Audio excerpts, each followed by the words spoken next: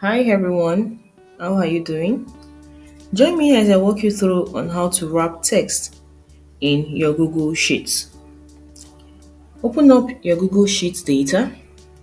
Now, we're going to wrap this text. You can see the text a bit joined together. So, to wrap a text, you select the text you want to wrap. You click on the cell containing the text you want to wrap. Now, you go to the Format tab at the top of the screen and you move your mouse to wrapping. The options that comes with it, you select or click on wrap.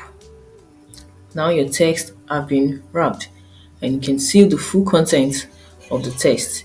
You can choose to adjust it by moving your cursor to the borderline and adjusting to how you want. Another way to wrap is after selecting your text,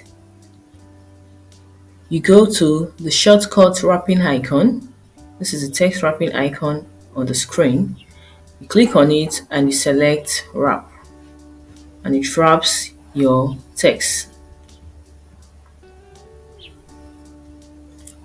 So that is how you wrap text in Google Sheets. Hope this video helps you out. Don't forget to give the video a like and subscribe to the channel for more content like this. Bye guys, see you in the next video.